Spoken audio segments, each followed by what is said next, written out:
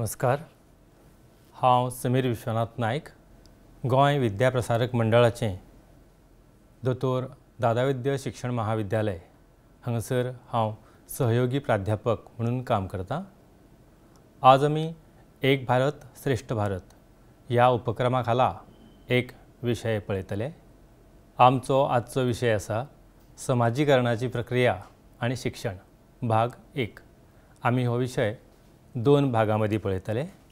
समाजीकरणाची प्रक्रिया आनी शिक्षण ह्या पयल्या भागाची अध्ययन फलितां अशीं आसा। विद्यार्थी समाजीकरणाच्यो वेगवेगळ्यो एजन्सी समजून घेवंक शकतले। समाजीकरणात समाज, कुटुंब हांचो प्रभाव समजून घेतले।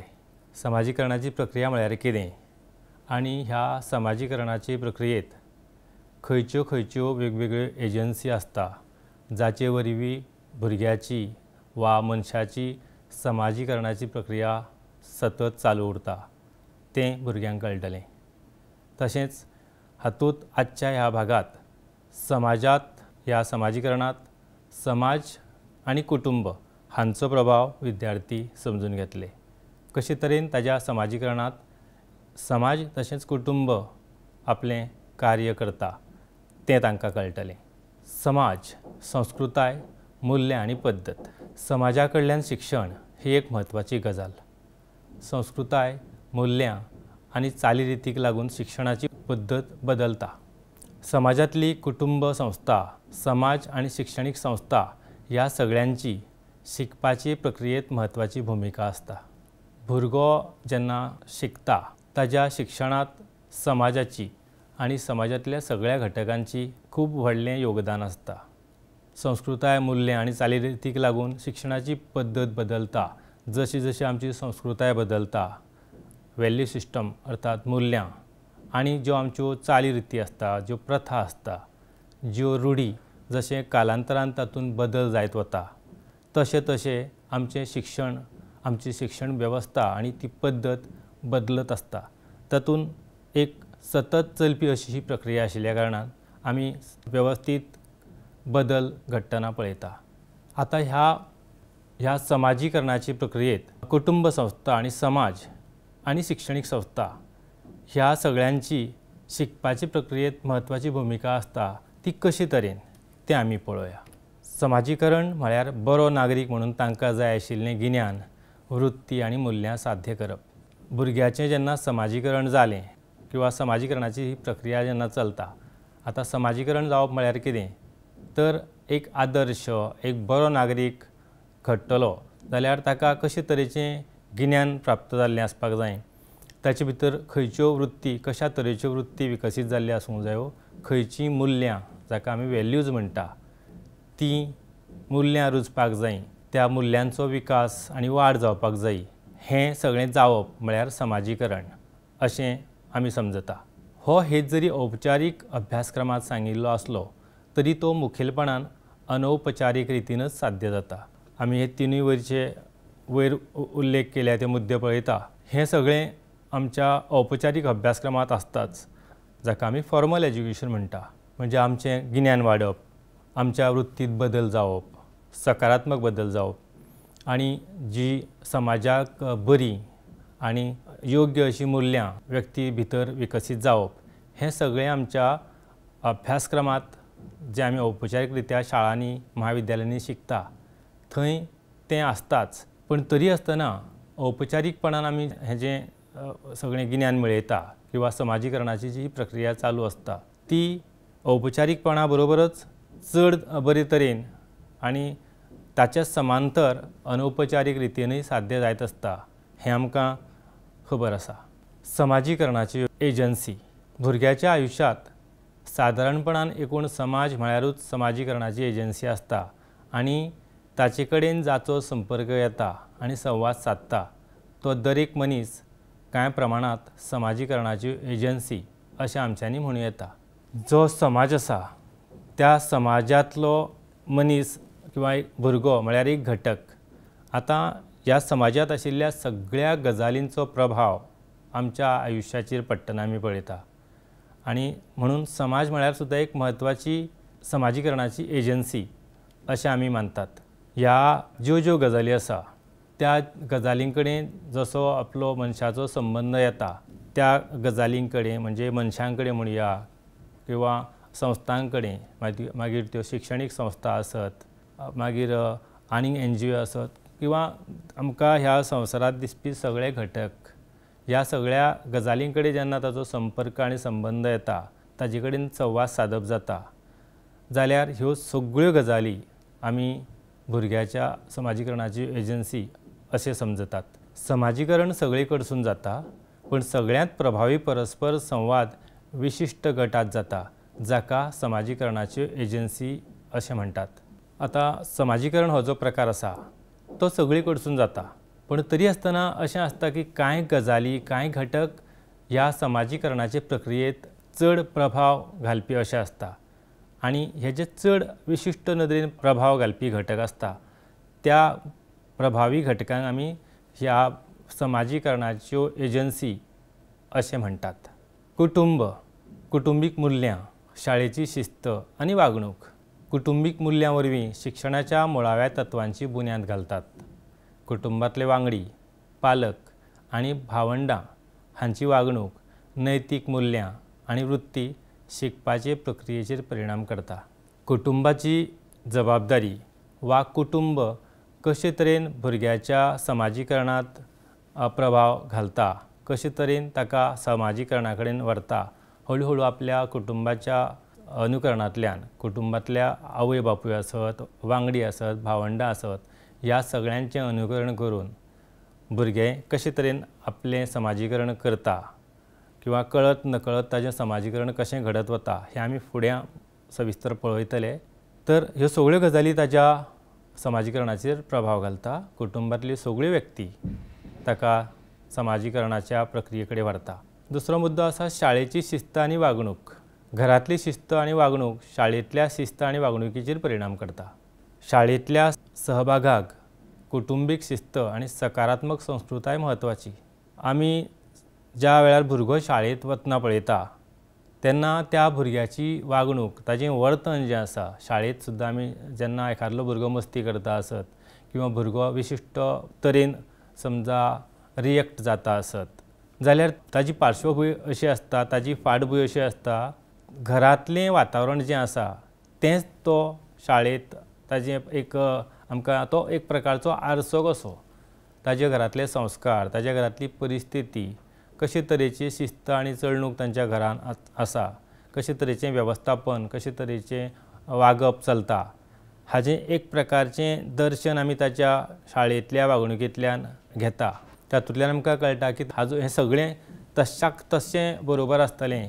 म्हणजे हाजो अर्थ प्रत्येक भुरगो घरांतली वागणूक समजा बरी आसा म्हणटकीर शाळेंत तशी बरी वागणूक आसतली अशे तरेचें आमी हें जनरलायज करपाक शकना. पूण तरी आसतना बऱ्याच प्रमाणांत ताजो बोध आमकां जावपाक शकता. जर घरांत भुरग्याक शिस्तीचें वळण लायिल्लें आसत, बरें वळण लायिल्लें आसत जाल्यार शाळेंतूय आमकां ताजे पडसाद पळोवपाक मेळटा. शाळेंतल्या सहभागाक कुटुंबीक शिस्त आनी सकारात्मक संस्कृताय म्हत्वाची. तो भुरगो आपूण जावन खंयचेय कार्यावळींत भाग घेता, दुसऱ्यांक मान दिवप, दुसऱ्यां कडेन कशे तरेन उलोवप, तांचे कडेन कशे तरेचो संवाद सादप, कशे तरेन तांकां आपलेपणान वागोवप, ह्यो सगळ्यो गजाली हें सगळें सकारात्मक दर्शन आमकां घडटा तें म्हळ्यार घरांतल्या ताच्या एकंदर संस्काराच्या आदाराचेर. कुटुंब हो समाजीकरणाचो पयलो एजंट. आमी पळयतात, हांवें म्हटलां की भुरग्याच्या समाजीकरणांत खुबश्यो गजाली, संवसारांतल्यो जायत्यो गजाली, समाजांतले बरेचशे घटक प्रभाव घालता आनी हातूंतलो सगळ्यान व्हडलो घटक म्हळ्यार आनी व्हडलो आनी पयलो घटक म्हळ्यार कुटुंब अशें आमच्यांनी म्हणूं येता. आवय आनी बापूय, भावंडां, आजो आजी आनी विस्तारीत कुटुंबांतले वांगडी हे सगळे भुरग्यांक कळपाक जाय ते शिकयतात. आतां जशें आमी म्हळां की औपचारीक शिक्षण हो भाग आमी शाळांनी पळयता पूण हें शिकप जें आसा, शिकपाची प्रक्रिया ही सतत निरंतर चालू आसता आनी घरांतल्यानूच शिक्षणाक सुरवात जाता. म्हणजे आमी फॉर्मल शिक्षण, औपचारीक शिक्षण म्हणना, अनौपचारीक रित्या तो घरांतल्यानूच शिकप ताजें सुरू जाल्लें आसता. आवय बापूय किंवा भावंडां आनी घरांतले सगळे जे ताजे वांगडी आसता कुटुंबांतले ते सगळे भुरग्याक आपले परीन शिकपाक मजत करता आनी एका अर्थान तो तांचें आयकून तांचें अनुकरण करून शिकता। आतां देखीक कपडे, संगणक, आयदनां, पुस्तकां, सायकल अश्यो वस्तू कश्यो वापरच्यो कांय नमुन्या दाखल देखी दिल्ल्यो आसा। आतां ह्यो सगळ्यो वस्तू कश्यो वापरच्यो तें भुरग्यांक दाखयतात। हेरां कडेन कसो संबंद दवरचो, कशें वागचें, तशेंच हेर रिती रिवाज भुरगो शिकता। तो पळयता आपले आवय बापूय जेन्ना कुटुंबांत घरांत कोणी येता, सोयरे धायरे आसत, समाजांतले हेर लोक आसत जाल्यार त्या लोकां कडेन आपले आवय बापूय कशे तरेन उलयता, वागता, तांकां कशे तरेची वागणूक दिता। त्याच बरोबर आपली भावंडां आसत व्हडलीं जाल्यार ती कशे तरेन तांचें आदान प्रदान करता हें सगळें भुरगो पळयता। कारण मुळात भुरगो हो अनुकरणांतल्यानूच शिकता। समाजीकरणांत वस्तू आनी कल्पना हांचे विशीं शिकोवप आनी शिकप हांचो आस्पाव जाता। वस्तू आनी कल्पना हांचे शिकोवप आनी शिकप म्हळ्यार कितें? एखादली वस्तू दर्या आमी अशें म्हणुया की खुर्ची किंवा आमी एखादलें कदेल म्हळ्यार कितें हें आमकां कशें समजतलें? ती वस्तू ताजो बोध आमकां कसो जाता? कारण ती एखादली जी वस्तू आसा ताका मूर्त स्वरूप आमी आमच्या सरावांतल्यान आमच्या घरच्या व्हडल्या जाणट्यां कडसून आयकता आनी आमच्या सरावान ताका कळटा की खुर्ची म्हणजे अमूक अमूक किंवा कदेल म्हळ्यार अमूक अमूक हें ताच्या लक्षांत येता। म्हणजे वस्तू आनी कल्पना हाचे विशींचें ताचें शिकप घटमूट जाता असो ताजो अर्थ आमच्यांनी घेवं येता। समाजीकरणाची एजन्सी म्हणून कुटुंबाची जबाबदारी, कुटुंबाची भुमिका पयलो मुद्दो आमी पळोवया। योग्य शारिरीक उदरगत, भलायकी आनी नितळसाण कार्य ह्यो कांय देखी, ह्या कांय देखींच्या माध्यमांतल्यान कुटुंब वेवस्था जी आसा ती भुरग्याच्या समाजीकरणांत कशे तरेची भुमिका, कशे तरेची जबाबदारी निभयतात तें आमी ह्या कांय मुद्द्यांच्या आदारान पळयतले। भुरग्याच्यो चडश्यो गरजो भागयता। समाजीकरणाच्या प्रक्रियेंत ताका मुखार व्हरपा खातीर ज्यो ज्यो गजाली गरजेच्यो आसा त्यो कुटुंबाचे कडल्यान भागोवप जाता। भुरगो बसप, चलप, धांवप, चडप आनी हेर गजाली शिकता। आमी प्रत्येक गजाल हांगासर हांव थंय तें बरोवपाक शकना, पूण देखी खातीर हे सगळे कांय मुद्दे दिल्या। चलप, बसप, धांवप म्हणजे सांगपाचें तात्पर्य अशें की भुरग्याक संवसारांतल्यो सगळ्यो गजाली तो जल्माक येतकच ताका जें फुडें उबें आयुश्य काडपाचें आसा तातूंत ह्यो सगळ्यो गजाली सुरवातीक आमी धरया आवय भुरग्याक हाताक धरून चलपाक शिकयता, मागीर कशें बसचें, खंय बसचें, कशें उठचें, चलप कशें, धांवप हें हळू हळू भुरगो अनुकरणांतल्यान किंवा आपल्या आवय बापायच्या सांगातान, आदारान, आपल्या व्हडल्या भावंडांच्या आदारान हें शिकता। घरांतलें शुद्ध वातावरण आतां जेन्ना आमी म्हणा की योग्य शारिरीक उदरगत, भलायकी आनी नितळसाण कार्य जाल्यार हें नितळसाण किंवा ही भलायकी भुरग्याक सांबाळपाक कळटली जाल्यार त्या खातीर भुरग्याचें घरांतलें वातावरण जें आसा तें शुद्ध आसूंक जाय, निवळ नितळ आसपाक जाय आनी हेंच त्या वातावरणांतल्यान भलायकेचें म्हत्व, नितळसाणेचें म्हत्व तो हळू हळू जाणा जाता। जर आपल्या घरांतलें वातावरण शुद्ध आसत जाल्यार भुरग्याक नितळसाणेचें म्हत्व कळटलें। तो स्वता आपलो जीव किंवा स्वता आपूण फुडाराक आपली जीण जी आसा थंय नितळसाण पाळटलो। सामाजीक जाग्याचेर घरांत तशेंच भायर हे सगळे नितळसाणेच्यो गजाली पाळटलो आनी सांबाळटलो, कारण ताका हें घरांतल्यान शिकोवप जाल्लें आसा। व्यायाम आनी खेळपाची संद भुरगो ताका बरें आरोग्य मेळचें, भुरग्याची भलायकी घटमूट उरची म्हणून ताणें व्यायाम करपाक जायो, ताणें खेळपाक जाय हें सगळें सुद्दां ताका घरांतल्यानूच सांगप जाता। ताची आवय बापूय, ताजी व्हडलीं भावंडां ह्यो गजाली ताका, ह्या गजालींचें म्हत्व ताका पटयता, त्यो गजाली ताचे कडेन करून घेता आनी त्या नदरेन ताका एक बरो सुदृढ मनीस जावपाक आदार दिता। प्रशिक्षण आनी पोशण, नितळसाण, खावप, न्हीद, कपडे, संवय प्रशिक्षण आदी सेवा। आतां म्हणजे एक मनीस जेन्ना घडटलो तेन्ना ताज्या फाटल्यान खुबश्यो गजाली कारणीभूत आसता।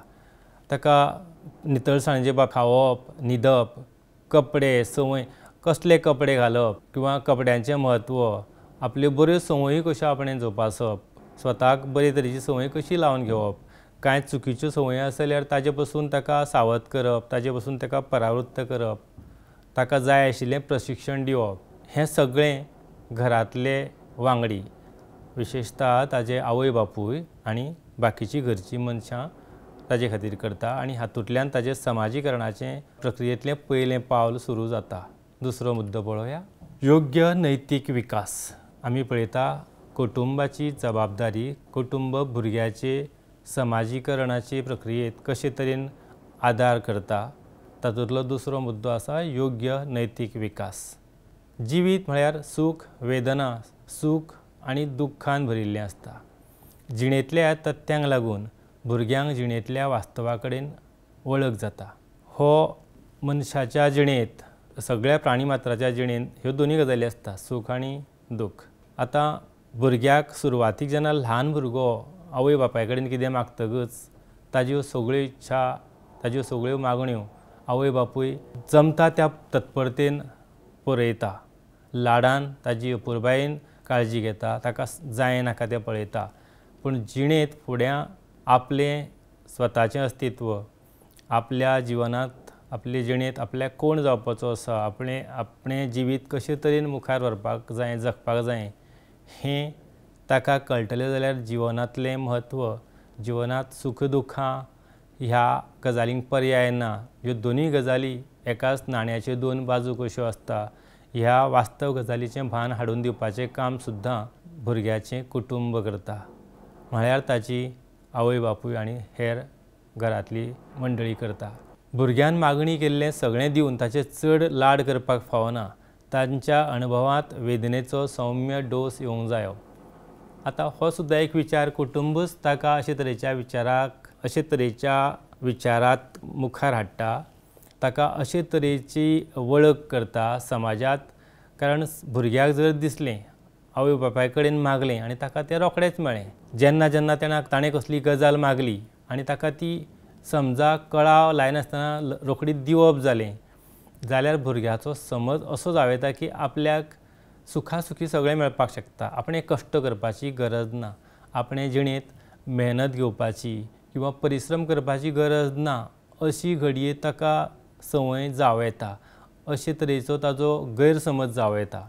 म्हणटकच ताका प्रत्येक गजाल मेळटना त्या गजालीचें म्हत्व जर कळटलें कारण आमकां खंयची गजाल फुकट जर मेळत फुक्या सवाय मेळत जाल्यार आमकां त्या गजालीचें म्हत्व दिसना. पूण जेन्ना ती गजाल मेळोवपा खातीर आमकां खर कश्ट उपसचे पडटा त्रास काडचे पडटा जाल्यार आमकां त्या मेळिल्ले गजालीचें म्हत्व कळटा. म्हणून अशे तरेन जेन्ना आमकां आमचे जिणेंत कसली गजाल जायी ती आवय बापूय ज्या पद्दतीन दितलो तसो फाल्यां सदांकाळ तुमचो आवय बापूय तुमच्या मुखार आसचो ना हाजी जाणविकाय भुरग्यांक करून दिवपाची गरज आसता.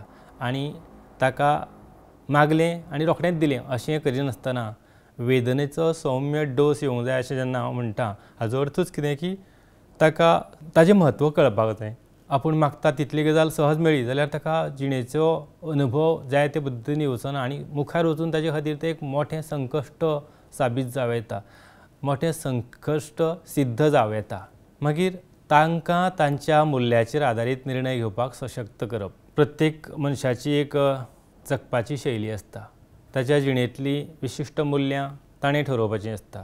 कितें बरें कितें वायट हें पारखुपाची तांक मनशा भितर विकसीत जाल्ली आसपाक जाय. ही ताका आपल्याक कितें जाय आपणे जिणेंत कशे तरेन फुडें वचपाक जाय आनी खंयच्या गजाली कडेन आपणें तडजोड करची कांय गजाली आपणें कशा तरेन निर्भीडपणान मुखार व्हरपाक जायो. आपल्या मता कडेन जें बरोबर आसतलें तें ताजे कडेन ठाम रावपाक जायो. नाका ते गजाली कडेन तडजोड करपाक जायना. अशे तरेचे निर्णय म्हणजे मुल्यांचेर आदारीत निर्णय घेवपाक ताका सशक्त करप. जें बरें आनी समाजा खातीर तशेंच आपल्या खातीर जें बरें आसा तें मुखार व्हरपा खातीर योग्य तो निर्णय घेवपा खातीर ताका तयार करपाची जबाबदारी सुद्दां कुटुंब घेता. म्हणजे कितें बरें वायट कितें बरें आनी कितें वायट हें ताका ह्या गजालीची ताका जाणीव करून दिवप म्हळ्यारूच योग्य नैतीक विकास भुरग्याचो कुटुंबांतल्यानूच जाता. फुडलो मुद्दो आसा घरगुती जापसालदारकेंत वांटो घेवपाची संद. भुरग्याच्या समाजीकरणांत होय एक मुद्दो म्हत्वाचो आसा. हें सुद्दां भुरग्याचें शिक्षण समाजीकरणाच्या प्रक्रियेंत शिक्षणाची भुमिका आसा. त्या शिक्षणांत कुटुंबाची कशे तरेची जबाबदारी आसा तो प्रकार आमी आतां पळयता. घरांतल्यो ज्यो जापसालदारक्यो आसा त्यो आपल्यो जापसालदारक्यो ताका घेवपाची जबाबदारी ताका येवपाक जाय. भुरग्यांच्या पालन पोशणा खातीर हक्काची एजन्सी अर्थात कुटुंब कुटुंबांतल्यान मनशाक समाजीक वावरांत सक्रिय वांटो घेवपा खातीर गरजेची कुशळटाय कळटा। जेन्ना भुरगो आपले आवय बापूय आपल्या खातीर कितल्यो गजाली करता, कशे तरेन राबता, कशे तरेन कश्ट उपशिता हें जेन्ना भुरगो पळयता, ताका जेवण खाण दिवप, ताका वेळार कपडे सण परबांक ताजे खातीर जाय त्यो गजाली हाडून दिवप, ताका शिकपाची वेवस्था ताजी करप, ताका कितें जाय नाका तें पळोवप, जेन्ना कितें ताका समजा बरें दिसना आसत जाल्यार ताज्या खातीर दोतोर पाणी करप, ह्यो सगळ्यो गजाली भुरग्याच्या घरांतले मनीस आवय बापूय आनी हेर कुटुंबांतले वांगडी आपली जबाबदारी म्हणून करता।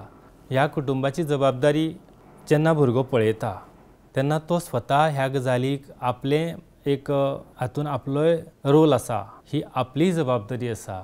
जेन्ना कुटुंबांतले हेर मनशाक कोणाकूय समजा कितें त्रास जाता आसत, कसले दुयेंस आसत किंवा कितें आनीक आसत किंवा चड काम पडटा आसत जाल्यार थंय आपणें काम थोडें करपाचें आसा, तांचो भार हलको करपाची गरज आसा, हाजें भान त्या भुरग्याक केन्ना येता जेन्ना तो आपल्या घरांतल्या बाकीच्या वांगड्यांक, आपल्या भावंडांक आवय बापायक काम करतना आपल्याक मजत करपा खातीर ती कशी झडटा धडपडटा हें पळयता, तेन्ना तातूंतल्यान भुरगो नकळटाना आपली जबाबदारी वळखता। अशे तरेचो ताचो अर्थ आमच्यांनी घेवं येता। फुडलो मुद्दो भुरग्याची बौद्धीक सौंदर्यशास्त्रीय आनी वेव्हारीक आवड हाचो विकास।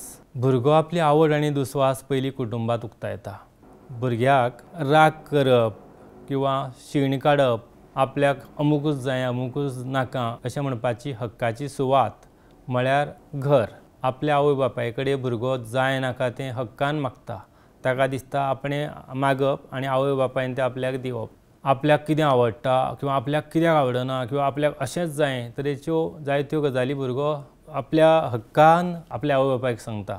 जाल्यार आवड आनी दुस्वास ह्यो दोनूय गजाली तो कुटुंबांत बऱ्यापणान आनी मेकळेपणान उक्तावपाक शकता। ताका थंय कसलेच फॉर्मल म्हणजे औपचारीकपणाचें भान दवरपाची गरज दिसना, किमान तो ल्हान आसता तेन्ना तरी। मागीर हळू हळू ताका आपल्यो ह्यो गजाली आपूण करता ती गजाल कितपत योग्य, आपणें कितें सुद्दां करूंक जाय हाचें भान हळू हळू येता, तो भाग वेगळो।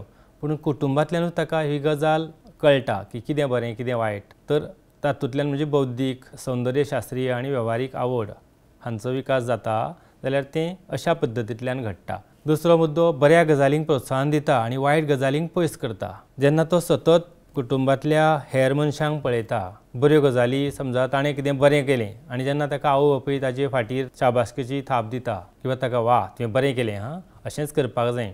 जर ताणें आपल्या बरोबरच्या वांगड्याक शाळेंत समजा कितें कसलोय आदार दिलो आनी घरा येवन सांगलें जाल्यार तेन्ना आवय बापूय ताका वा पुता तुवें बरें केलें अशें म्हणून जेन्ना एक बरी ताजे खातीर तोखणाय ताजी करता तेन्ना ताका कळटा की अरेच्चा ह्यो अश्यो तरेच्यो गजाली करत जाल्यार आपल्याक आई किंवा आपलो बाबा बरें करता किंवा आपली व्हडली भावंडां आपल्याक बरें करता जाल्यार तातूंतल्यान ताका प्रोत्साहन मेळटा। म्हणटकच समाजांत कशे तरेन समाजीकरणाची प्रक्रिया वाडत वता हें आमी हांगासर ह्या कांय गजालींतल्यान ह्या कांय देखींतल्यान पळयता। शांती आनी भलायकेन भरिल्लें वातावरण, समाजांत शांती, एक तरेचो एकचार, भावबंदकी ह्यो सगळ्यो गजाली जर चलतल्यो आनी समाजाच्या विकासांत ह्या गजालींची गरज आसता जाल्यार ताजी शिकवण सुद्दां भुरग्याक आपल्या घरांतल्यानच मेळटा। एकामेकाच्या बद्दल प्रेम भावना बाळगप, एकामेकाक सांबाळून घेवप आनी थंडसाणेन विचार करप, जमता ती गजाल आपणें विचारपूर्वक करप, ह्यो सगळ्यो गजाली जर घरांतल्यान ताका तो जेन्ना पळयता, कसलोय प्रसंग येता कसलोय वायट प्रसंग येता तेन्ना आपले आवय बापूय कशे तरेन त्या गजालीक सामकारा वता, कशे तरेन एकामेकाक सांबाळटा तें पळयतकच तातूंतल्यान भुरगो समाजा खातीर मुखार आपलें योगदान दिवपाचें भान ताका येता। खर वागणूक, झगडीं आनी दुरुपयोग टाळटात। जेन्ना खंयच्याय घरान ल्हानसान बारीक बारीक गजाली दुसफूस हो प्रकार जावप सामान्य गजाल, पूण जेन्ना अशे तरेची समजा कसली गजाल जाली, कोणाक कोणाचो मातसो राग येता, मातसो शीण जाता, मागीर कोण तरी तसोच आपल्या घरांतल्याच व्यक्तीचेर शीण काडटा जाल्यार किंवा आपल्या समजा घरांतल्यान आपल्या काका कडेन, मामा कडेन किंवा आमच्या सोयऱ्या कडेन आपल्या सोयऱ्या कडेन समजा कसली गजाल ताका आवडना म्हणून तो शीण काडटा जाल्यार तरी आसतना त्या वेळार आपल्या घरांतले मनीस कशे तरेन तें सावरून घेता झगडीं कशे तरेन टाळपाचो प्रयत्न करता, कशे तरेन मारतें घेता, ह्या गजालींतल्यानूय भुरगो म्हणजे आपूण कशे तरेन घडपाक जायो, आपण अशे तरेच्या वायट गजाली पासून कसो पयस रावपाक जायो हाचें भान भुरग्याक येता. म्हणून खर वागणूक म्हळ्यार कितें तर एकदम एक्स्ट्रीम जाका आमी टोकाची भुमिका म्हणटा त्या पासून पयस रावप. कारण आमी म्हणटा पळया की एकदां चुकिल्लें परतून गिळपाक मेळना. म्हणून आपूण एखादलो कसलोय कोणाकूय कसलें उतर दितलो, कसलें वायट उतर दिलें जाल्यार एका उतरान त्या मनशाचे संबंद पुरायपणान बिगडपाक शकता. मागीर इतल्या वर्सांची जी समजा आपणें भावना जपिल्ली आसत किंवा ताजे भितरचें आपलें नातें सांबाळिल्लें आसत त्या सगळ्या गजालीक कांय मोल उरना. म्हणून आपणें खर वागणूक म्हळ्यारूच कितें तर वायट उतरां शक्यतो दिवप ना. कोणाकूय समजा कोणा कडसून चूक घडली जाल्यार सुद्दां तें कशे तरेन आपलेपणान थातारपाचें, ताका कशे तरेन सांबाळून घेवपाचो, ह्यो सगळ्यो गजाली म्हणजेच खरें म्हळ्यार खर वागणूक टाळप अशे तरेन आमच्यांनी ताका म्हणूं येता. हें सुद्दां भुरगो कुटुंबा कडसून किंवा ताका आयिल्ल्या अनुभवांतल्यान तो ज्यो गजाली दिसपट्टे जिणेंत आपल्या आवय बापायच्या कडसून किंवा भावंडां कडसून अणभवता पळयता तातूंतल्यान ह्यो गजाली तो शिकता. भुरग्याच्या स्वभावाची घडण आमी आतां हे जे सगळे मुद्दे पळयता ते खरें म्हळ्यार मनशाच्या विकासांत, मनशाच्या घडपांत कशे गरजेचे आसा तेच मुद्दे आमी कांय देखींच्या माध्यमांतल्यान पळयता. तर ताच्या स्वभावाची घडण सुद्दां ही कुटुंबांतल्यानूच जावप स्वाभावीक गजाल. भुरगो आपल्या आवय बापायचें निरीक्षण करून हेरां कडेन कसो संबंद दवरचो तें शिकता. आवय बापायक म्हणजे जशें प्रत्येक मनीस जेन्ना ल्हान आसता तेन्ना ताचे बाबतींत हेच प्रकारचो म्हणजे अशेच तरेन ताजो विकास ताजी वाड जायत आसता. आवय बापूय आपल्या आयिल्ल्या प्रसंगाक कशें तोंड दिता, बाकीच्या लोकां कडेन कसो संबंद दवरता, एकदम आपल्याक त्रास जावं दिनासतना खंयचीय गजाल कशे तरेन सांबाळून घेता, हें सगळें आवय बापायचें निरीक्षण करून घरांतल्या व्हडल्या मनशांचें भावंडांचें निरीक्षण करून भुरगो शिकता. हें आमी पळयलां. दुसऱ्यां कडेन कसो संबंद दवरचो.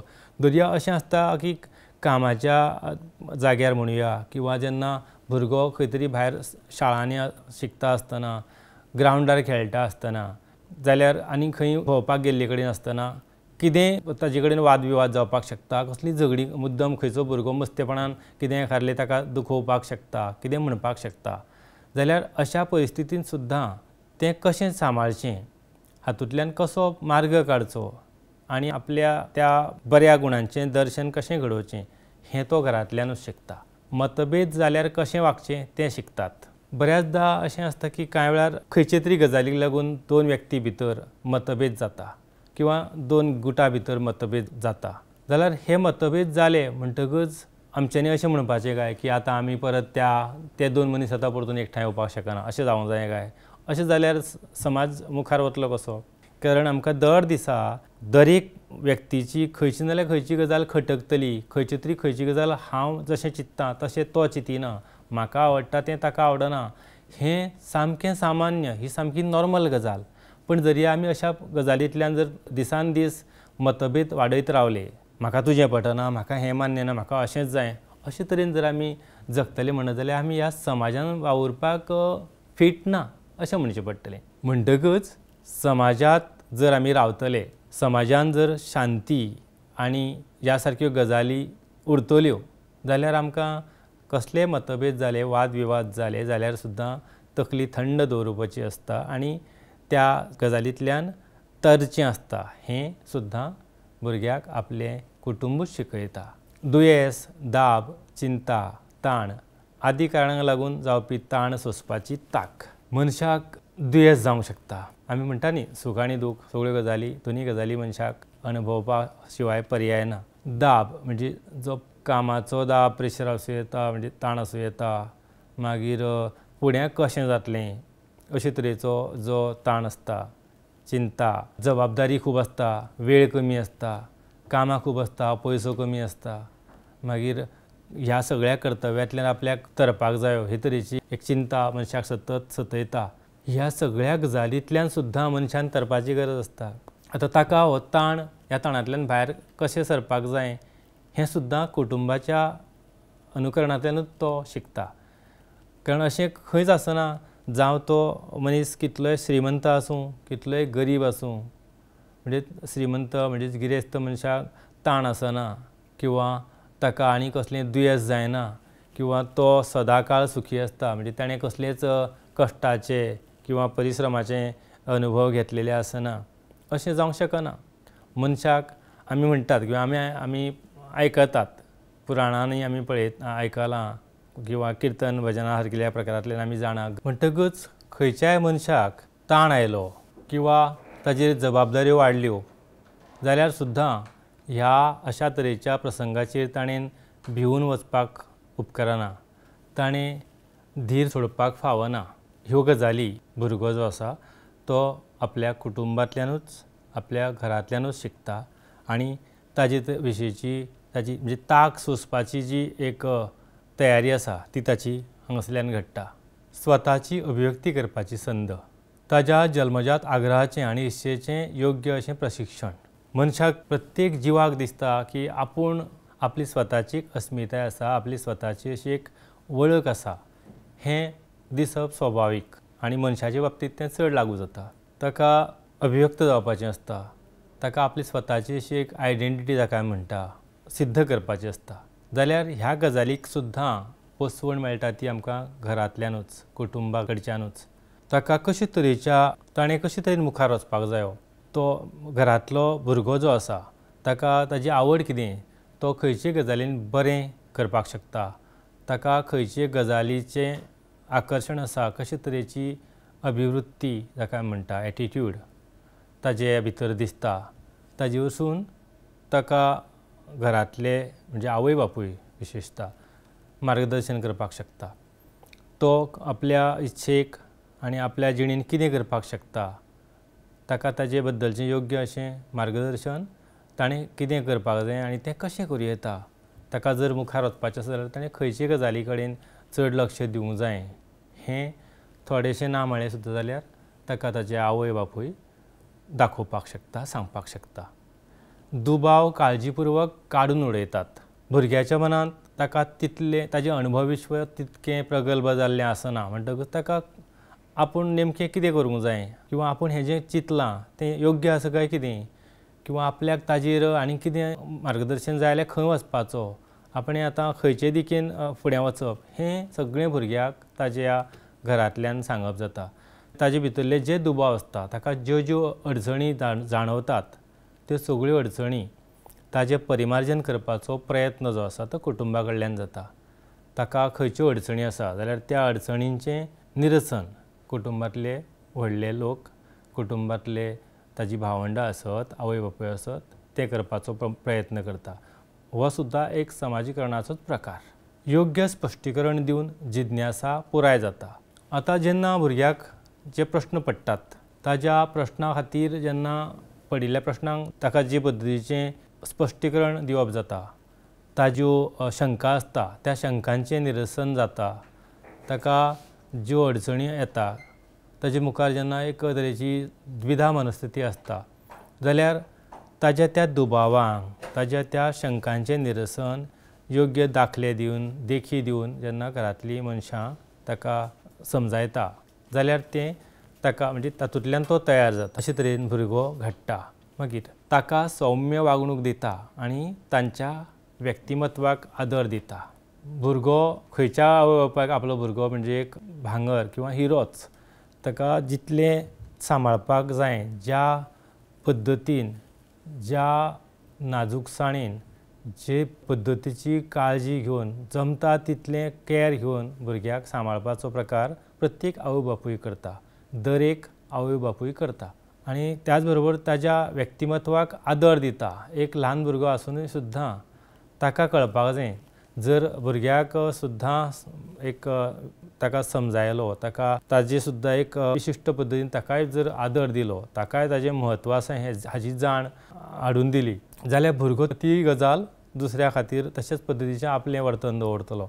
आपणें दुसऱ्याक आदर दिवपाक जायो, आपणें दुसऱ्याक मान दिवपाक जायो म्हणपाचें भान ताजे भितर येतलें. ताका जे पद्दतीची ट्रिटमेंट दिवप जाता, जशी वागणूक ताका कुटुंबांतले सदस्य दिता तशेंच तरेन तो दुसऱ्यां कडेन वागतलो. म्हणून आमी म्हणटा की समाजांत ताजें जें वागप आसा तें ताज्या घरांतलें चित्र ताजें स्पश्ट जाता। घरांतले संस्कार ताका जगांत फुडें वचप ताज्या विकासांत सहभाग दिता, ताज्या विकासांत ताका मदत करता। धर्मीक शिक्षणाची खाशेली जपसालदारकी, भुरग्याचें धार्मीक शिक्षण जें आसतलें, धर्मीक फुडाऱ्यांच्या जिवीत इतिहासाची पौराणीक कथा, आख्यायिका आनी धार्मीक उपदेश हांचे कडेन तांकां वळख करून दिवप, अर्थात भुरग्यांक वळख करून दिवप। आमी हातूंत सुद्दां आमी मूल्य शिक्षणाचोय हांगसर थोडोसो भाग आमकां पळोवं येता। धर्माचें शिक्षण म्हणटा आसतना अशें ना की विशिश्ट धर्माचे बद्दलचो कितें तरी एक शिकप, पूण आमच्या धार्मीक शिक्षणांत आमच्या धर्मग्रंथांनी ज्या म्हणजे आमचे महापुरुश जावन गेले, दर्या पुराणांतल्यान, महाभारतांतल्यान, रामायणांतल्यान राम, मागीर समजा पांडव जाले, धर्म जालो, किंवा दर्या आनी बाकीच्या आख्यायिकांचे आमी जेन्ना धर्मग्रंथांतल्यान जेन्ना आयकता तेन्ना आमकां तांचे पसून एक तरेची प्रेरणा मेळटा। तांणी आपल्या जिवितांत कितले तरेचे कश्ट उपशिले, कशे तरेच्या संकश्टांक तोंड दिलें, कशे तरेन ते स्थितप्रज्ञा सारके रावले, म्हणजे तातूंत तांणी खंयच आपलें मन जें आसा तें डळमळपाक दिलें ना। अशे तरेची जायती धर्मीक फुडाऱ्याची आमकां जीण आनी त्यांच्या जिणे विशींचे अणभव जेन्ना आमी आमच्या जाणटेल्यां कडसून आयकता, अणभवता, तेन्ना धर्मीक शिक्षणाची जबाबदारी सुद्दां एका अर्थान हे कुटुंबांतले सदस्य पाळटात। तांकां पौराणीक कथा, आख्यायिका, धार्मीक उपदेश हाचे कडेन वळख करून दिवप जाता। ह्या आमच्या धर्माची शिकवण कितें आनी खंयचो धर्म जो आसा तो सदांच बरी गजालूच शिकयता। दुसऱ्या लोकांचो आदर करप, दुसऱ्या धर्मियांचोय आदर करप, कोणाक दुखोवप ना, जीव जंतू कसल्याच दुखोवप ना, झाडां पेडां मारप ना, किंवा ह्यो ज्यो आतां विज्ञानाच्या कसोटीचेर आमी गजाली तपासून पळयता, ह्यो सगळ्यो गजाली खरें म्हळ्यार आमच्या धर्मग्रंथांनी सुद्दां पयलींच सांगल्या। म्हणजे धर्माचो उपदेश सुद्दां म्हणत जाल्यार कितें तर सगळ्यांक समानतायेची वागणूक दिवप, कोणाचो द्वेश करप ना, कोणाची हत्या करप ना, किंवा कोणाक इजा करप ना, हें सगळें धर्मग्रंथांनी सांगिल्लें आसा। आनी हाजी शिकवण सुद्दां जशें जेन्ना आमी एखाद्या भुरग्यांक जेन्ना आवय बापूय स्वता देवळांनी वता किंवा खंयच्या धर्मक्षेत्रांनी वता, कथा किर्तन पुराण ह्यो गजाली ताका आयकयता, जाल्यार ह्या सगळ्या गजालींतल्यान भुरग्याच्या मनाचेर एक बरो संस्कार जाता। ताका आपणे जिणेन कशे तरेन मुखार वचपाक जाय म्हणपाची एक वाट दिसता, वाट मेळटा, बरी जाणविकाय जाता, आनी तो आपल्या ह्या जिणेंत बऱ्या विचारांची सांगड घालपाक शकता। मोग, सहानुभुती, सहकार, दया आदी भावना निर्माण जाता। भुरगो जेन्ना आपल्या घरांतलें वातावरण पळयता, आवय बापूय आपल्या हेर भावंडां कडेन ताजी जी वागणूक आसता, तांचे भितर एकामेकाक सांबाळपाची जी पद्दत आसा, एकामेकाक कितें जालें जाल्यार एकदम आपलेपणान तांकां सांबाळून घेवपाचो जो प्रकार तो पळयता, जाय पडटा तेन्ना सामकी सहकार अर्थात मदत करप, ह्यो सगळ्यो गजाली, खंयची गजाल कितें वायट घडलें, कितें घडलें जाल्यार ताजी रोखडीच काकूट करप, जाका आमी म्हणजे दया, ह्यो सगळ्यो ज्यो भावना आसा त्यो सुद्दां भुरग्याच्या मनांत किंवा भुरग्या भितर निर्माण जाता, तांचो विकास जाता ह्या अशा तरेच्या अणभवांतल्यान। म्हणजे कसली गजाल घडली की कुटुंब जें आसा तें कशे तरेन जबाबदारीन वागता, कशे तरेन आपल्या सगळ्या सदस्यांक सांबाळून घेता, आनी वेळ प्रसंगी आपल्या जिवाची पर्वा करिनासतना कशे तरेन दुसऱ्या खातीर उबी रावता, हें भुरगो पळयता, आनी तातूंतल्यान ताज्या भितर ह्यो सगळ्यो भावना हळू हळू विकसीत जायत आसता। भुरग्यांक आपली प्रार्थना म्हणपाक, पुजा करपाक, जाणटे, आवय बापूय आनी शिक्षकांक मान दिवपाक आनी देवाची भक्ती दाखोवपाक शिकयतात। आमी पळयता बऱ्याचशा घरांनी तिळसांजच्या वेळार दिवे लागणी कडेन देवा मुखार प्रार्थना म्हणप, तुळशी मुखार वात पेटोवप आनी आपल्याक आवडटा ती प्रार्थना, आपल्या धर्माची प्रत्येक धर्मियांची वेगवेगळी प्रार्थना आसूं येता, तशे तरेची प्रार्थना करप, देवा मुखार नम्र जावप, ह्या पद्दतीच्या संवयींतल्यान भुरग्यांक आयुश्याचें म्हत्व, आपल्या जिणेंत नम्रतेचें म्हत्व आनी आपली जी मन बुद्धी जें आसा तें मन स्थिर जावपाक ह्या गजालींचो खूब उपेग जाता। तातूंतल्यानूच आमचें म्हणजे समजा ध्यानधारणा सारको विशय एक आजच्या धांवपळीचे जिणेंत ध्यानधारणे सारकें खूब गरजेच्यो गजाली म्हणजे ध्यानधारणा केल्या शिवाय आजच्या जिणेंत खरें म्हळ्यार पर्याय ना. मनशाच्या धाकादुखीचो जो हो काळ आसा त्या काळांत जर मन स्वस्थ उरत जाल्यार बाकीच्यो गजाली जाचें मन स्वस्थ ना, मन जाग्यार ना, थाऱ्यार ना जाल्यार ताका कितलें खालें जिवलो किंवा कितें आनीक सुखवस्तू मेळ्यो, बाकीच्यो गजाली ऐशो आराम मेळ्ळे जाल्यार सुद्दां तो सुखी जातलो किंवा ताच्या मनाक एक स्थैर्य मेळटलें अशें आसना. म्हणून तिळसांजच्या वेळार प्रार्थना करप, मागीर पुजा अर्चा जें म्हणटा, देवाच्या मुखार नम्र जावप, लीन जावप, ह्यो गजाली. त्याच बरोबर जाणटे जे आसतले तांचे कडेन कशें वागप ह्यो गजाली भुरग्याक कुटुंबूच शिकयता. जाणट्यांक किंवा शिक्षकांक किंवा आपल्या आवय बापायक मान दिवप, तांचे विशीं नम्र रावप, तांकां म्हणजे केन्नाच परतून सांगप ना, ह्यो सगळ्यो गजाली. देवाची भक्ती दाखोवपाक शिकप म्हणजे अर्थात देवाची पुजा, देवाची भक्ती ह्यो सगळ्यो गजाली खरें म्हळ्यार कश्यो आसता की देव म्हणून आमी कोणी पळोवना, पूण एखादी अव्यक्त अशी शक्ती आसता ज्या शक्तीच्या चरणा कडेन जेन्ना तो लीन जाता, नम्र जाता, मागीर आमी नम्र जावप तें आमच्या आवय बापाय मुखार आसूं, आपल्या गुरूच्या मुखार आसूं, वडीलधारे जे जाणटे आसत तांचे मुखार आसूं, ह्या नम्र जावपाच्या भावनेंतल्यान जाता प्रभाव ताजो असो की भुरग्याक ल्हानपण घेवपाक कळटा. भुरगो फुडाराक ताका मातपाची गजाल घडना. ताका जिणेंत दर्या तो फाल्यां खंयच्या उच्च पदार पावता, कसल्या बऱ्या पोस्टार बरे तरेचें काम ताका मेळटा, बऱ्या हुद्द्यार पावता, तरी तो ह्या अशे तरेच्या संस्कारांतल्यान वाडिल्लो आशिल्ल्या कारणान ताका त्या गजालीचो मद जायना.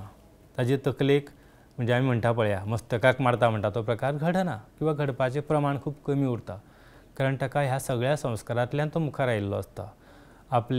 जरी आपूण पयशांनी व्हडलो जालो, जरी आपलो हुद्दो व्हडलो जालो, तरी आसतना आपल्या मुखार जे आपले गुरुजन आसत, आपले आवय बापूय आसत किंवा जे जाणटे आपल्या मुखार आसत, तांकां कशें मानान वागोवप, सारक्यो गजाली ताका ह्या घरांतल्या ताजें जें वातावरण आसतलें त्या घरांतल्या वातावरणांतल्यानूच, त्या संस्कारांतल्यानूच तो ह्यो गजाली आपणावपाक शकता. आनी हाकाच आमी म्हणटा समाजीकरणाची प्रक्रिया. आर्थीक कार्य भुरग्याक ताची मुखेल सुरक्षेची जाणविकाय ताच्या कुटुंबांतल्यान मेळटा. अन्न, कपडे आनी आलासिरो अश्यो मुळाव्यो गरजो पुराय जातात हाची खात्री करपा खातीर ते पालकांचेर आदारून आसता. स्वाभावीक गजाल आसा की भुरग्याक ताची सुरक्षा जी आसा, ताचे सुरक्षेची जाणविकाय जी आसा ती ताच्या कुटुंबांतल्यानूच मेळटा हें आनी वेगळें सांगपाची गरज ना. ताचे खातीर अन्नाची गरज ताजी आसत, कपड्यांची गरज आसत आनी आलाशिरो म्हळ्यार रावप. ह्या सगळ्या गजालीची पुर्तता जी आसा ती ताच्या घरांतल्यान जाता. आनी म्हणून ह्यो गजाली मेळपा खातीर भुरगो जो आसा तो पुरायपणान पालकाचेर आदारून आसता. फुडें आसा मन रिजवणेचें कार्य.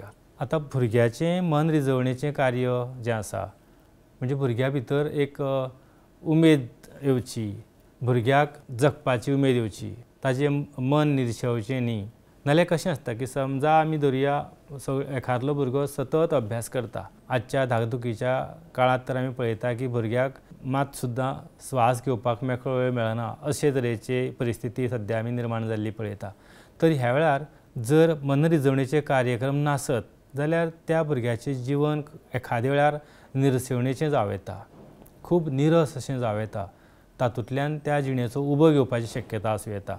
म्हणून पिकनिकेक वचप, दर्या जाका आमी आवटींग म्हणटा, म्हणजे एक बदल, सदचें तेंच जो प्रकार आमी करता तातूंतल्यान खंय तरी एक विसव मेळचो, तातूंतल्यान थोडोसो एक विरंगुळो मेळचो म्हणून आमी पिकनिकेक वचप. म्हणजे आपल्या कुटुंबिया बरोबर, आपल्या कुटुंबांतल्या हेर वांगड्या बरोबर, आपल्या बाकीच्या सोयऱ्या बरोबर, इश्टा वांगडा. पूण हांगसर पिकनिकेचो जो आमी संदर्भ घेता तो कुटुंबांतल्या बाकीच्या वांगड्या बरोबरचोच. मागीर भायर सरप, पार्ट्यो हो एक फुडलो प्रकार. म्हणजे ह्या सगळ्या गजालींतल्यान आमी जेन्ना पार्ट्यो म्हणत जाल्यार हाजो अर्थ आमी समाजांतल्या बाकीच्या मनशां वांगडा आमचो संबंद येता. म्हळ्यार हो सुद्दां एक समाजीकरणाचोच प्रकार. लग्नाची कामां, संगीत कार्यावळी, आतां ह्यो कांयच देखी दिल्या, कांय मुद्दे दिल्या मनरिजवणेचें कार्य जें आसा तातूंत. म्हणजे दर्या पार्टेक भायर सरप, लग्नाची कामां, आतां घरांतले एखाद्या व्यक्तीचें लग्न आसत किंवा सोयऱ्या दाऱ्याचें लग्न आसत किंवा भुरग्यांक खंय तरी लग्नाची म्हणजे खंयच्या तरी लग्नाक व्हरप आनी त्या वेळार सुद्दां कशे तरेन वावरप, कशे तरेचे कपडे घालप, कशे तरेन लोकांचे भितर मिक्सअप जावप, ह्यो सगळ्यो गजाली आमकां ह्या अशा वातावरणांतल्यानूच भुरगो हळू हळू अणभवता, हळू शिकता आनी आपणें कशे तरेन तातूंत सहभाग घेवंक जायो हें ताका हळू हळू कळपाक लागता. संगीत कार्यावळी जशें आमी देवभक्तीचे बाबतींत देवपुजा किंवा ह्या गजालीचें मनस्वास्थ्या खातीर खूब म्हत्व आसता हें पळयलें, तशेंच संगीत कार्यावळी देखी खातीर आमी म्हणूं येता. तर संगीत हें आपलें मन शांत करपाक किंवा आपल्या मनाक एक उमेद जावपाक ताजो खूब बरो लाभ जाता. तर तातूंतल्यान मनशांती म्हणुया किंवा आपल्या एक आपूण रिफ्रेश जाता म्हणटा पळय आमी, सो तातूंतल्यान ही गजाल सुद्दां मनरिजवणेचें कार्य म्हणून आमच्यांनी पळोवं येता. सांस्कृतीक कार्यावळी आनी प्रार्थना. परत सांस्कृतीक कार्यावळी भितर आमच्यांनी जायत्यो गजाली समजा कुटुंबाच्याच मार्फत कुटुंबात आमी ह्यो गजाली शिकता. वेगवेगळ्यो सांस्कृतीक कार्यावळी जश्यो वेगवेगळे उत्सव आसूं येता, समजा नाटकां काले सारको प्रकार आसत, समजा आमी खंयच्या जात्रांक वता आसत, तर ह्यो सगळ्यो आमी ह्यो कार्यावळी सुद्दां एकामेकाच्या सांगातान आमी साजरे करता. म्हणल्यारूच तें समाजीकरणाचें एक आंग. आनी प्रार्थना सुद्दां आमी ऑलरेडी पळयल्लें आसा. तर तो हे सगळे प्रकार मनरिजवणेचें कार्य हाज्यो कांय देखी आमी हांगासर पळयता. आनी एक मुद्दो आसा तो म्हळ्यार लैंगीक शिक्षण दिवप. आवय आपल्या चलयांक बायलेक आनी फुडाराची आवय म्हणून भुमिकेचेर मार्गदर्शन करतात, जाल्यार बापूय पुतांक फुडाराच्या बापायच्या भुमिके विशीं शिकयतात. आजून एक सगळ्यान व्हडली जबाबदारी आसा वा कुटुंबांतल्यान भुरग्याचें समाजीकरण जाता ताजो हो एक म्हत्वाचो भाग लैंगीक शिक्षण. फुडाराची जी आपली चली भुरगीं जी आसा ती फुडाराची बायल आवय ही भुमिका तिका कशे तरेन करपाक जायी, जाल्यार ताजे खातीर त्या चलये भुरग्याक ताची आवय मार्गदर्शन करपाक शकता, म्हणजेच मार्गदर्शन करता. तशेंच चलो भुरगो आसा, फुडाराचो तो घराचो कर्तो, बापायची भुमिका ताका कशे तरेन करपाची आसतली, कशे तरेन जबाबदारी घेवपाची गरज आसतली, ह्यो सगळ्यो गजाली तो अनुकरणांतल्यान वा आवय बापायच्या मार्गदर्शनांतल्यान ह्यो गजाली तो शिकता. हाजी जाणीव तांकां हळू हळू येता. समाजांत वेशभूषा आनी हेर औपचारीकताय आनी वेगवेगळ्यो सांस्कृतीक पद्दती आसतात ज्यो कुटुंब आपल्या भुरग्यांक समजायतात. समाजान आपणें कशें वावुरचें, दर्या एखाद्या कसल्या कार्यक्रमांत वचपा सारखे म्हणजे कपडे सुद्दां आमी जे घालता, जाल्यार खंयच्या कार्यक्रमांत वचपाक कसले कपडे. हांगासर आमी देख धरया, समजा आमी खंयच्या कोणाच्या मरणाक वचत आनी थंय समजा सामके नट्टा पट्टा करून जर आमी वचत, म्हणजे हांगासर विनोदाचो भाग जरी आसलो तरी सांगपाचें तात्पर्य अशें आसा की जी गजाल ज्या गजालीक म्हणजे फावो सारके कपडे आमची वेशभूषा आसपाक जाय असो ताजो अर्थ. आतां हें सगळें कुटुंब आपल्या भुरग्याक शिकयता. अशे तरेन शारिरीक आनी मानसीक वारसो, वातावरण आनी संस्कृताय भुरग्याक दिवपी कुटुंब हो एक मुखेल घटक अशें आमच्यांनी म्हणूं येता. आतां सामाजीक संस्था म्हणून कुटुंबांतले बदल तर ते कशे जाल्ले आसा. सामाजीक कुटुंब सुद्दां ही एक सामाजीक संस्था आसा. तर कुटुंबाच्या स्वरुपांत कशे तरेचे बदल हालींच्या काळार आमी पळयता ते थोडे भितर पळोवया. पयलो म्हळ्यार कुटुंबाचे आकार. आतां ह्यो ज्यो सामाजीक संस्था आनी तातूंतलो एक घटक कुटुंब आसा आनी भुरग्याच्या समाजीकरणाची एक एजन्सी म्हणून जेन्ना आमी कुटुंबा कडेन पळयता तर हें कुटुंब जें आसा ताचो बदल कसो जाला. पयलो म्हटल्यार ताचो आकार. पयलीं कुटुंबां कशीं आसतालीं, एका कुटुंबांत 15-15, 20-20 लोक सुखान आनी एकोप्यान रावताले आमी जाणा, हें आमी पळयलां. आनी आतांची कुटुंबां आवय बापूय आनी 1 वा 2 भुरगीं हें आतांचें कुटुंब. ताच्यातूय फरक पडला तो भाग वेगळो, पूण चडशा प्रमाणांत आमी कुटुंब जें आजचें पळयता तें म्हळ्यार इतको हो जो आकाराच्या बाबतींत फरक पडला तो असो. पयलींची कुटुंबां आसतालीं जाका आमी जॉयंट फॅमिली म्हणटालीं, त्यो जॉयंट फॅमिली केल्या आनी आतां न्युक्लियर फॅमिली हो कन्सेप्ट आयला. म्हळ्यार फक्त आवय बापूय आनी 2 भुरगीं किंवा कांय चडशा घरांनी एकूच भुरगीं. अशे तरेन कुटुंबाचो आकार सुद्दां खूब ल्हान जाला हाच्या घडकीक. असो एक बदल आमी पळयता.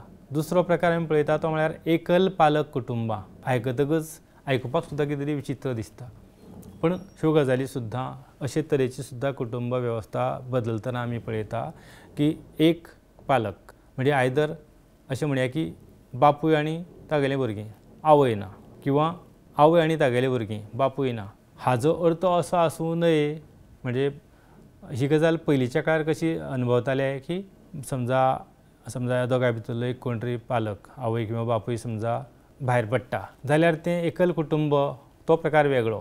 पण आतांच्या काळार जे आमी एकल पालक कुटुंब म्हणटा तें म्हळ्यार अशें की जी विभक्त जाल्ली आसता, घोव बायल आसत, तांचे भितर घटस्फोट जाल्लो आसत, डिवोर्स जाल्लो आसत जाल्यार हाका आमी एकल कुटुंबा म्हणटा। म्हणजे ताजे भितर एखादलो भुरगो आनी ताजी आवयच आसूंक शकता, तो म्हणजे आवय बापूय आनी सारको प्रकार ना अशा कुटुंबाक आमी एकल पालक कुटुंब म्हणटा, जातून एकूच म्हणजे आयदर बापूय किंवा आवय आनी ताजी भुरगीं किंवा ताजो भुरगो अशे तरेची कुटुंबाचें हेंय एक स्वरूप आमच्यांनी आतांच्या काळांत पळोवपाक आमकां मेळटा। फुडलो आनी कुटुंबांतलो बदल दिसता तो म्हळ्यार कामाक वचपी आवयांचो वाडपी आंकडो।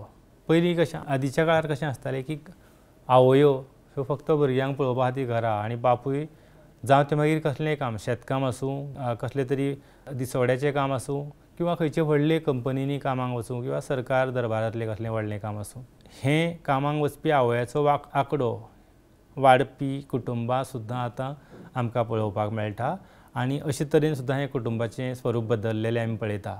भौतीक फायद्याचेर चड भर।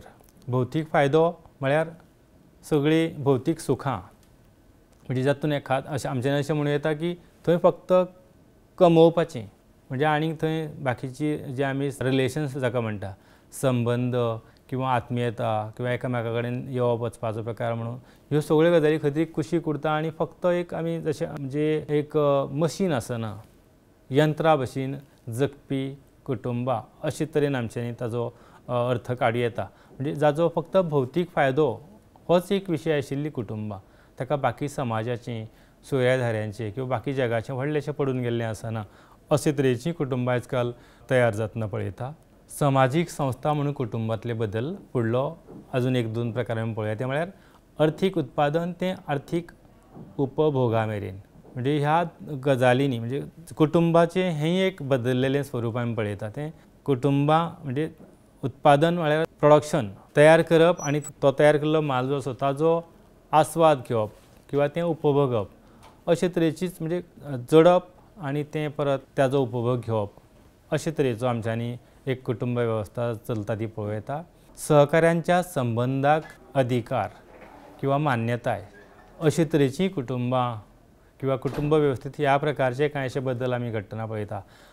हें आमकां म्हणजे समजुपाक किंवा पचपाक थोडेंशें कठीण असो हो अशें हें कुटुंबाचें स्वरूप, पूण ह्यो गजाली सुद्दां आयज काल आमी समाजान पळयता। म्हणजे कामाच्या जागेर म्हणुया किंवा आनी अशा खंयच्या बाकी वांगड्या जंय आमी काम करता, विशेशता काम करता, थंयच सहकाऱ्यांच्या भितर एकामेका भितर संबंद प्रस्थापीत जावप सारके विशय सुद्दां म्हणजे कुटुंबाचो होय एक प्रकार नवो एकठांय रावपाचो किंवा तांचे भितर एकामेका भितर संबंध येवप हो प्रकार सुद्दां एक सार्वजनीक किंवा आमी अशें म्हणुया की ताका सुद्दां बऱ्याच प्रमाणांत आतां हो प्रकार वाडिल्लो आमी पळयता। तर अशे तरेन हे कांय बदल आमी आजच्या कुटुंबांतले समाजीक संस्था म्हणून कुटुंबांत जाल्ले बदल पळयता।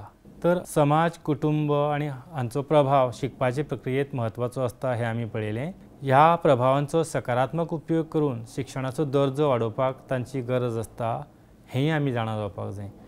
हे सगळे बदल जे आसा समाजांतले बरे बदल आनी तातूंतले अजून कुटुंबाचे वेवस्थेंत जाल्लो बदल किंवा कुटुंब आपल्या भुरग्याच्या समाजीकरणाचे प्रक्रियेंत कशे तरेची भुमिका निभयता तें आमी पळयलें।